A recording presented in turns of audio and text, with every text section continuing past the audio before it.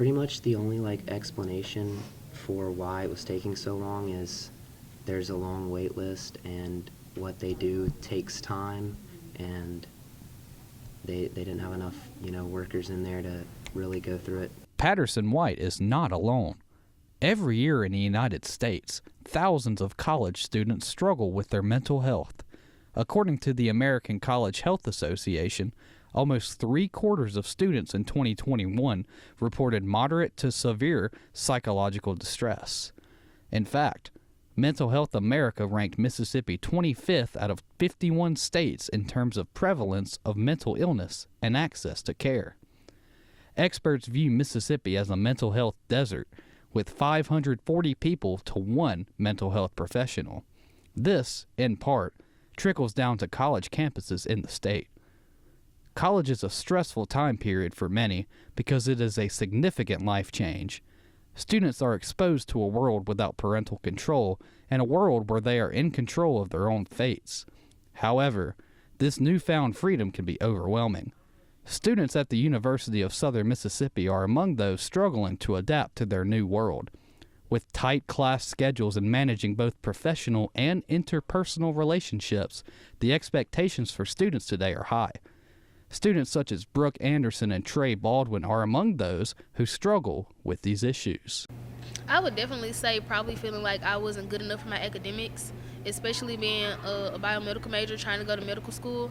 You feel like you always have to have all the straight A's.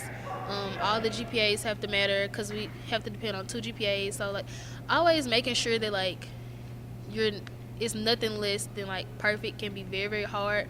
But now I've given myself a little more grace and understanding this is new material. Self-esteem, I'll say that. Self-esteem for just confidence in certain areas. Some places I'm lacking, some places I'm not. Just trying to realize, work on my weak points, continue to work on my strong points, stuff like that. Jessica Burain, a Jackson representative for the Mississippi Department of Behavioral Health, says classroom success is something that her patients stress about daily. Everybody wants to succeed at school.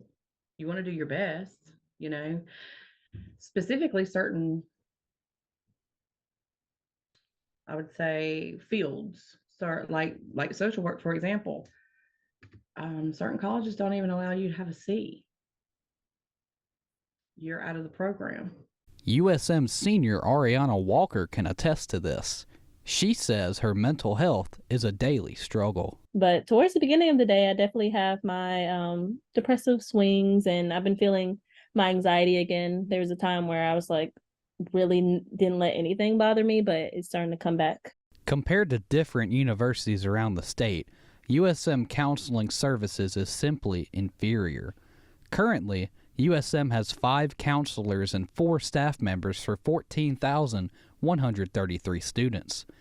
Mississippi State has 6 counselors and 10 staff members for over 23,000 students, and Ole Miss has 11 counselors and 15 staff members for over 24,000 students. There are more students seeking services and not enough counselors. I think it'd be great to have more. I think that, the more staff we have, the more we would have a chance to serve more students. I think that we have been able to do a lot with who we do have on staff, but certainly I think it'd be beneficial to have more staff. Heidi Nelson, the Director of Student Counseling Services at USM, declined an in-person interview, but she answered pre-approved questions through email. When asked on how wait times vary from student to student, she said that there has been no wait list since 2018. Nelson declined to answer questions regarding whether or not the student counseling services have been provided with enough resources from the university. The staff at USM may be at a disadvantage, but the fact remains that students such as White still manage to fall through the cracks. Yeah, so basically from the day I put my name in on the wait list up until the day they actually called me to schedule my first appointment, it was about a year in between those 2 dates. And within that time, I called them 3 or 4 times, every few months just to get an update on, where I was on the wait list, if they had forgotten about me, because in between all that I hadn't heard anything from them. And so I called them and asked for updates, and what I got was, you're still on the wait list and you should be coming up soon. And that's pretty much all I heard from them in that 1 year period. There are many just like White still waiting. In Hattiesburg reporting, I'm Jackson Howell.